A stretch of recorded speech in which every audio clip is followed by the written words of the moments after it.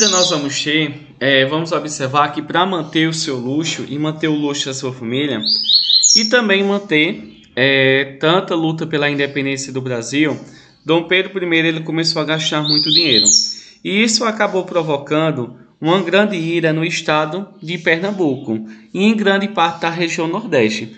Nós vamos observar que junta Pernambuco com outros estados aqui da região Nordeste, com a participação da Paraíba, com a participação do Rio Grande do Norte, participação do Ceará, começaram a lutar e principalmente a formar um movimento que ficou conhecido como a revolta, ou a revolta chamada de Confederação do Equador.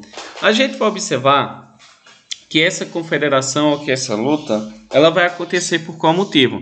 Principalmente porque Dom Pedro I era uma pessoa autoritária que criou uma lei que não valorizava a população, mas apenas os ricos, e ele também, principalmente, cobrava altos impostos de Pernambuco. A gente vai observar que naquela época, o estado de Pernambuco estava passando por uma grande crise, por uma grande dificuldade, principalmente porque o açúcar ele tinha diminuído seu valor aqui. Então a gente vai observar que o Brasil estava passando por grandes dificuldades econômicas que afetavam vários setores da sociedade. E a gente vê que esses manifestantes, esses revoltantes da região Nordeste, eles tinham como objetivo o quê?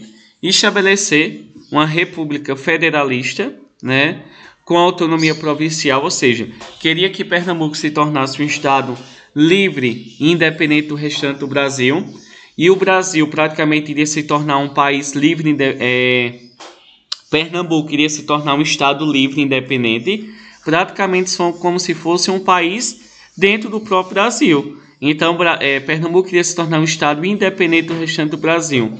E o nome de Pernambuco nessa revolta seria chamado de Confederação do Equador.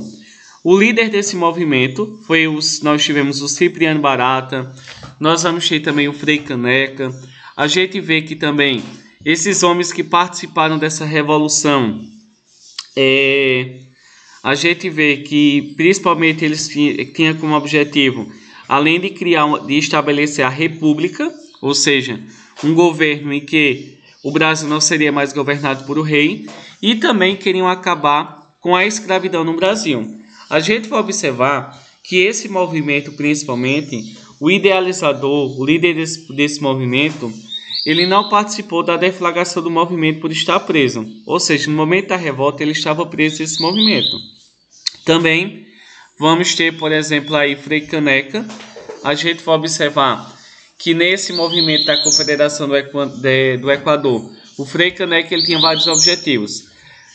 A república, que fosse estabelecida a república aqui em Pernambuco, que fosse estabelecido também a liberdade dos jornais, a liberdade de expressão que os jornais deveriam ter. A gente vê que ele não queria, principalmente, que o senador tivesse o seu poder até o fim da sua morte, o poder vitalício. E a gente vê, principalmente, que eles eram contra o poder que o imperador tinha, que era o poder moderador, um poder que ele era autoritário e ele também era absolutista. Não é muito autoritário, era uma pessoa que tinha poder sobre tudo e sobre todas as coisas. Então a gente vê que realmente ele era muito autoritário.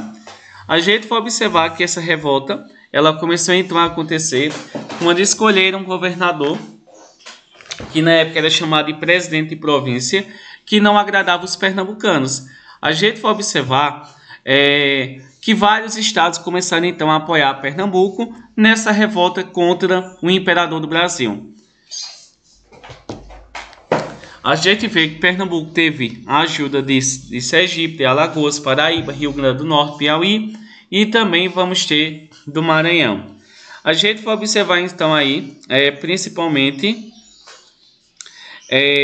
houve uma resistência comprometida pela retirada de apoio das elites escravistas. A gente vê que esse movimento realmente queria acabar com a escravidão, porém uma parte das pessoas que lutaram no movimento eram pessoas que tinham escravos. Então essas pessoas que tinham escravos começaram então a se revoltarem e a saírem do movimento.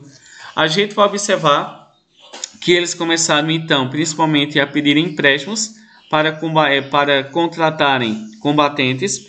eles também enviaram tropas terrestres e principalmente eles derrotaram um movimento rebelde com punições e também com fuga de lideranças. Então a gente vê que esse movimento acabou chegando ao fim.